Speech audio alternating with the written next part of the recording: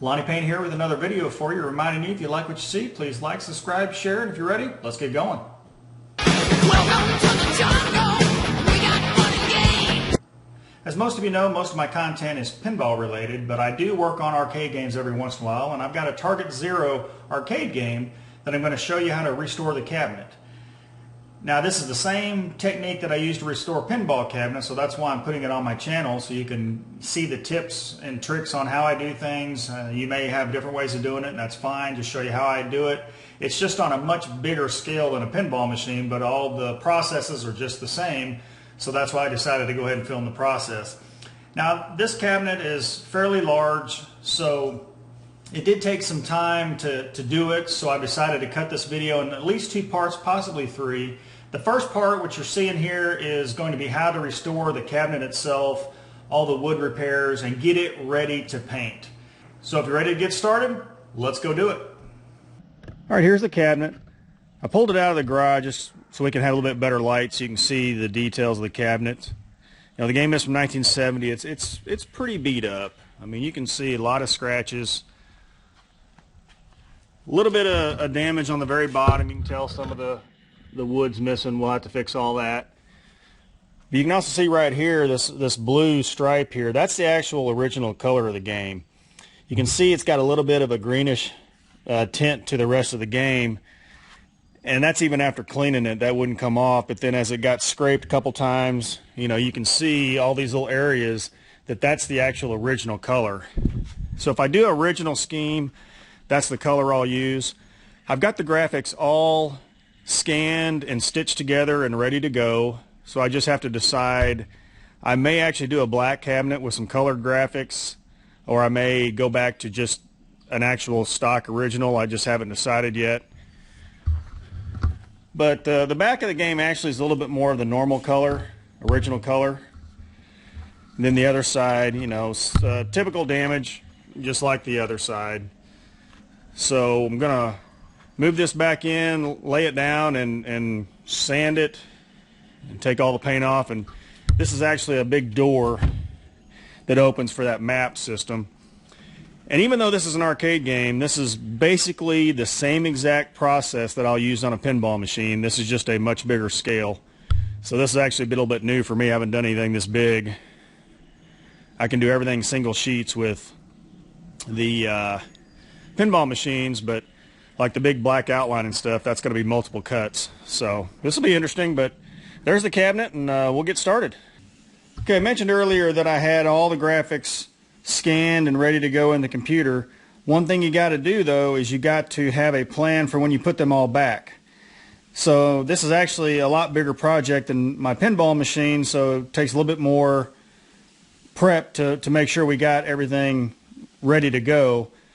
So what you got to do is you got to basically come up with a drawing to kind of mark out the measurements for every one of your graphics, because this is actually made up of 3 pieces, everything's 3 pieces, then every individual section is separate, so you can't, it's just not a big decal you put on, so you got to know exactly where to put it.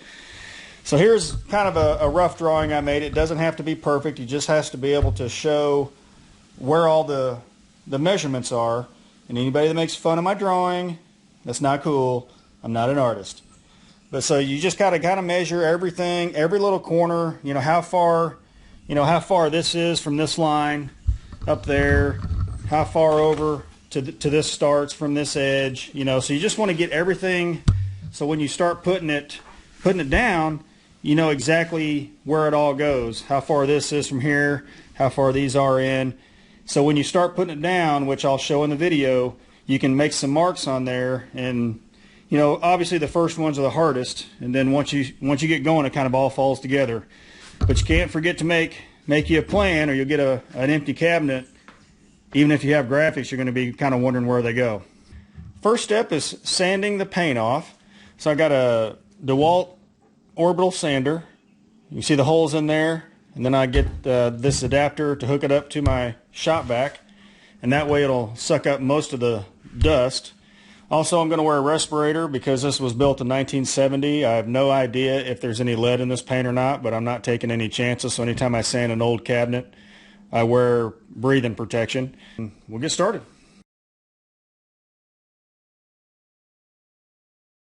I wasn't really sure if you could see in the time-lapse video, but you can see as I started sanding, it started taking that outer layer off and leaving this nice blue original finish in there. So just another confirmation of what the original color used to be. I just thought that was kind of neat.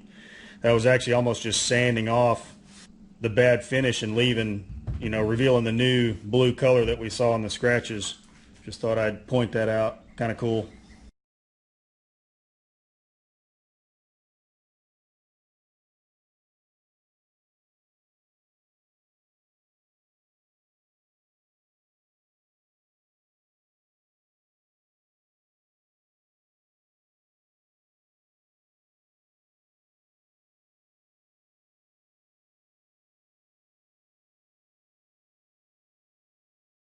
Alright, we're going to go to Plan B.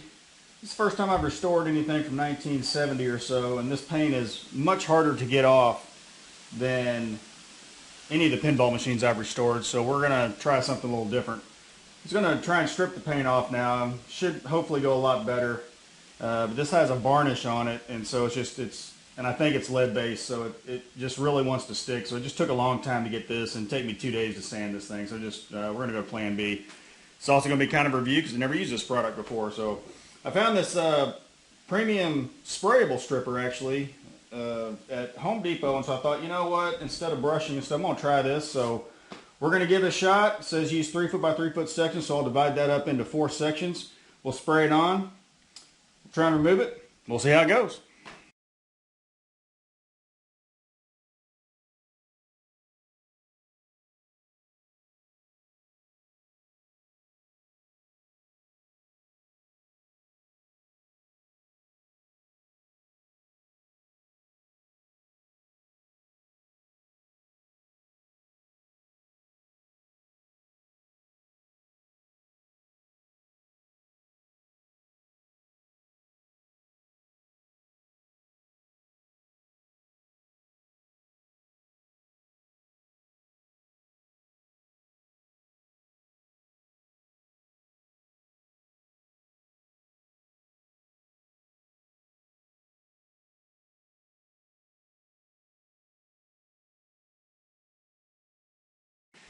Okay, after the first application, it basically took off the varnish, I guess, but just a little bit of the paint. And so, I mean, I possibly didn't put it on thick enough. I don't know.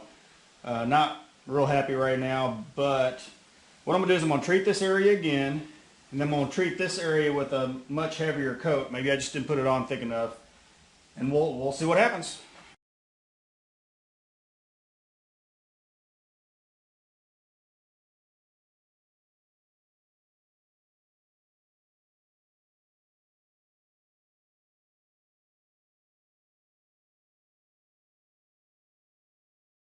Alright, you can tell from the video that the left side, even after the second application of the stripper, really didn't change a ton. I didn't get a whole lot more off. Putting it on thicker on the right side actually made it come off a lot easier, but still the final product is about the same level of removal. Of course, this is the first time I've ever messed with this stuff. I don't know if this is normal. I would have liked to have gotten more off, but since I got a gallon of this stuff, I'm going to go ahead and keep working, and if I don't get any better results, I may try the brush on kind of on the other side. But I don't know, just keep working at it. Like I said, this is a little bit different than the projects I've done in the past, so I'm learning the same time you are, so we'll just keep at it till we get the desired result. Okay, so I got the rest of this side stripped down. I'm going to go ahead and sand it when everything's kind of dried out. I'm not going to try and take it down to bare wood. I really think that I can just sand this flat, and if some paint is on there, that's fine, because there's going to be quite a bit of body work. Do some Bondo, wood filler, got to fix some places. And then when the whole thing's done, I'll seal it with a sealer primer, and that way when I put the new paint on, you know, it'll be a complete barrier, and won't have to worry about if there's any little bits of paint or anything left on here. So, you know, once you feel this, actually it's pretty smooth. So I don't really think it's going to be imperative that I take it down to bare wood. I usually do that, but on this case, I just don't think it's necessary. So this will actually work all right. Now go ahead and do the rest of it. The back and top should be a little bit easier because they didn't have the actual varnish on it. Then take the other side. And then when I get all that done, we'll continue on with the next step. All right, the cabinet's been sitting for about a week. It's had time to dry out a little bit from the stripper that was on it. And so now we're going to sand it. I'm going to use the same orbital sander that I did this part with. Now the goal is not to completely remove the paint. We don't have to do that, but I'm going to try and get a nice smooth finish, and then we'll be able to see what we got to work on to fix the problems with the wood.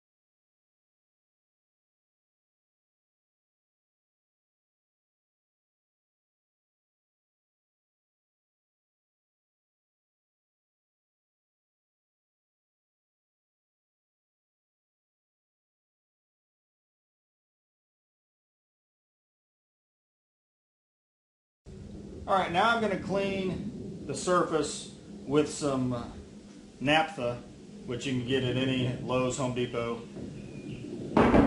Cleans the surface real good, evaporates pretty quick.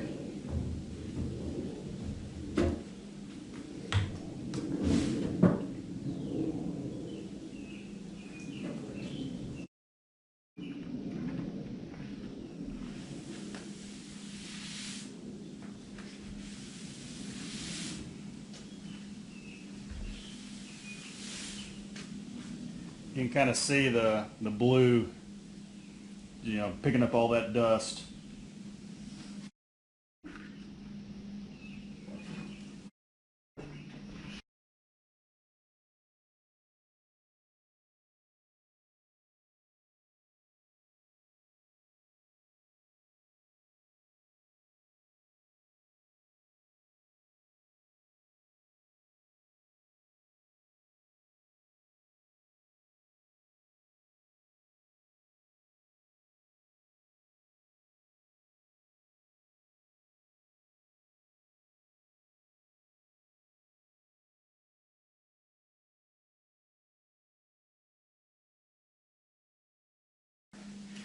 You can see on that last path I did the whole thing and just got a little bit of color on that. Find one more clean piece here.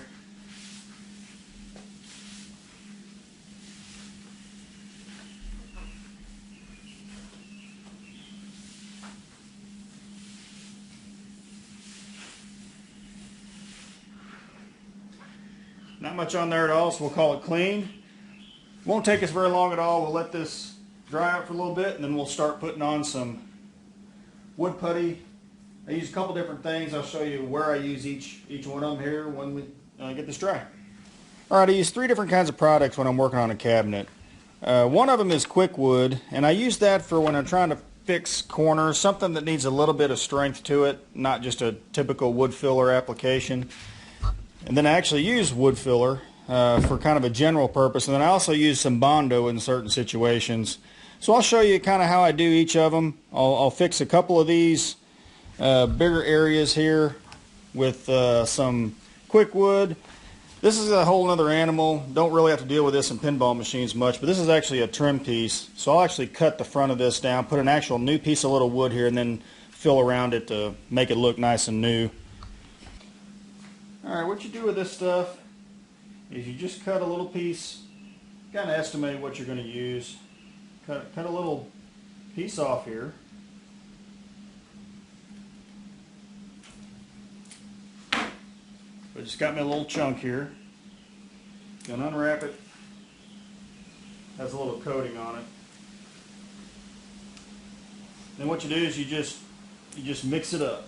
It's got two different compounds. Just kind of knead it together until you get a nice uniform color.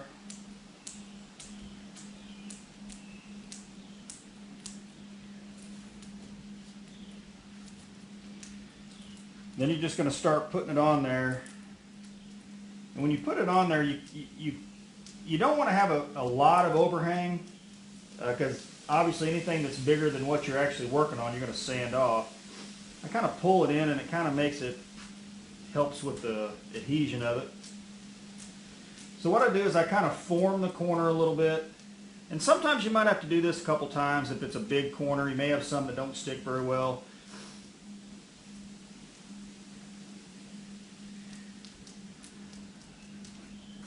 Alright, so you got that corner right there. And like I said, it's a little bit bigger than the corner, so hopefully when we sand it, you'll actually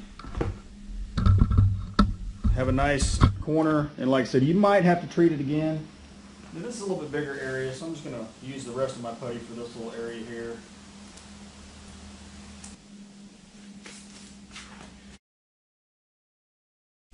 Alright, and you'll see that area, you just kind of covered up. Like I said, I kind of smoosh it out there, and we'll let that dry, and then we'll sand it off. And while that's drying, I'm going to start putting on the wood filler. And on a typical pinball cabinet, normally you don't have this much repair work. This is a pretty extreme case.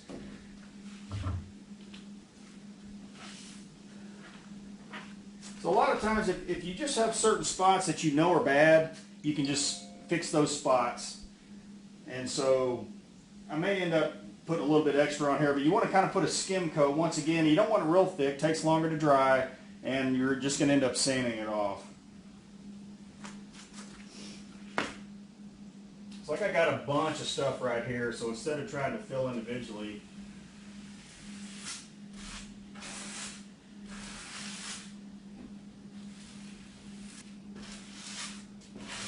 and you're going to end up doing this a couple times, so if you don't get it all the first time, it's not that big a deal. You got to make a dent in it so then you can actually kind of see where you're working from then on.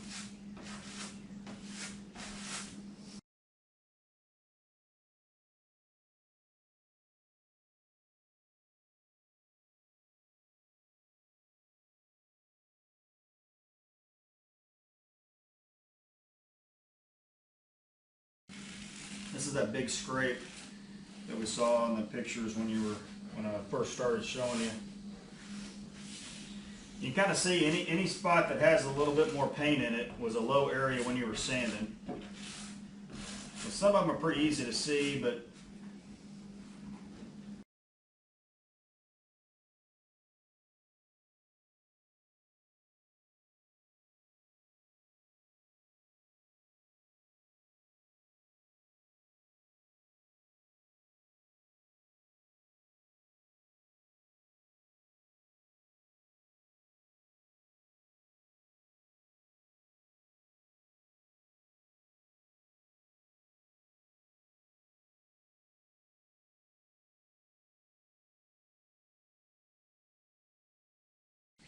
well, as you can tell, about the whole cabinet needs fixed. And I'm sure I probably missed a few spots, but we're going to let that sit for 20-30 minutes, let it dry, and we'll come back and we'll sand it off.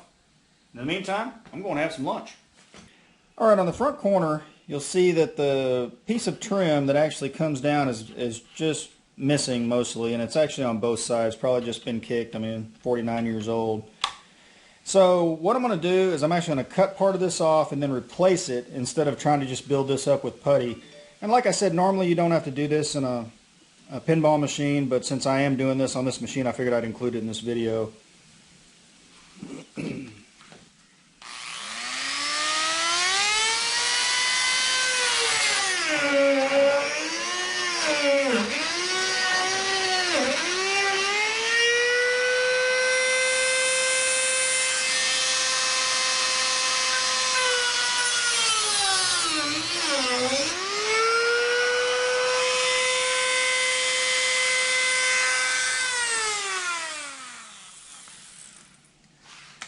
So now what we'll actually do is we'll get another piece of trim, put it in there, And then we'll just seal and putty the edges and then sand it so it'll look like one continuous piece. Alright, now we're going to sand this bad boy. And when you're doing this in the summer, you want to make sure you do this early in the day. And it's not because of heat or anything. It's because you wanted to get this thing done early in the day so you got time to be lazy and float around the pool later. Got to get your priorities straight.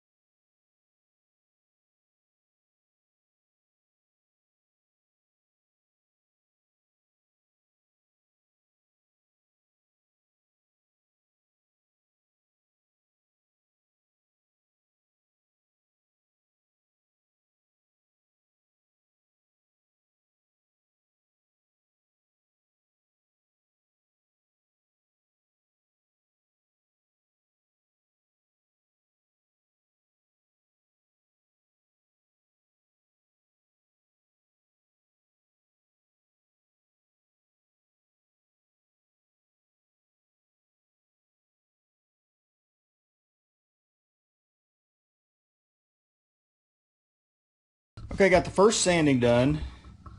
You just kind of look, here's that corner we kind of rebuilt. Looks pretty nice. And then you just kind of go through and you're just feeling all the areas you sanded and just seeing how they turned out. And when there's this much work to be done, you're going to miss some spots.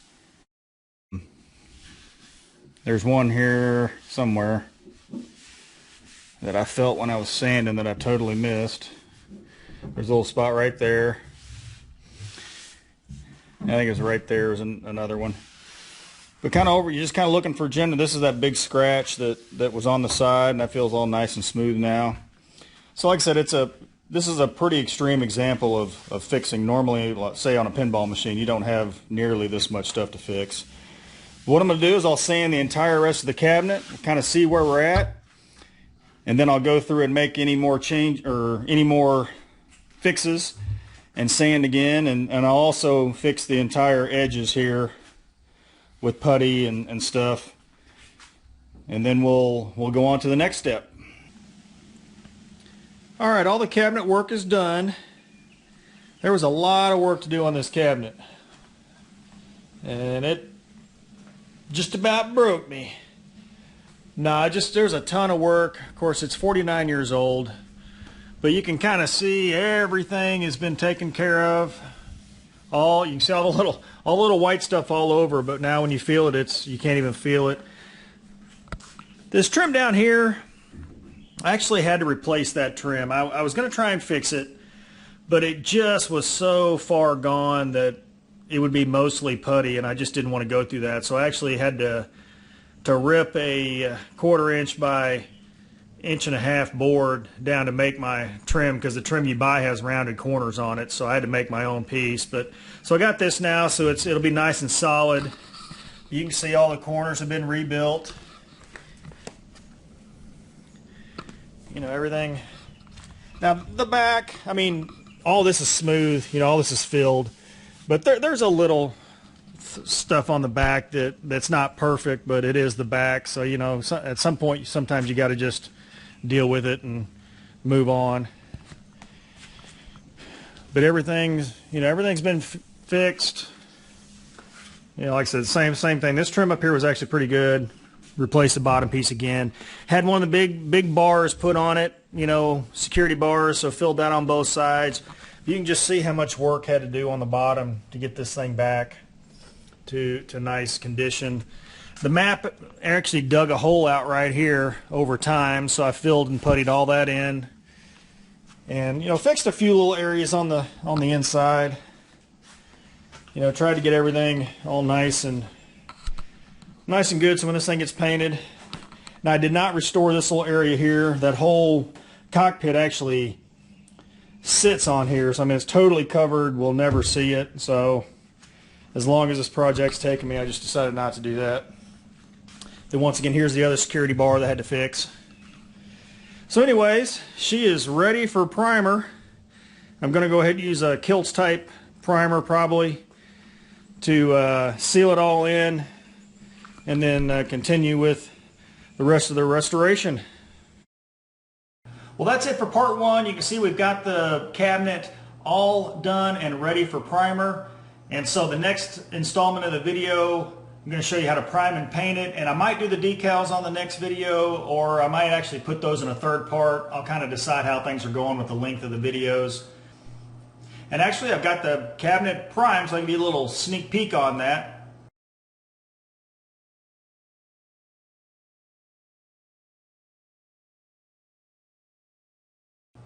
So that'll be in the next video, and then we'll show you how to paint, clear coat, and then possibly decal. Just reminding you, if you like what you see, please like, subscribe, share, and I'll see you on the next one.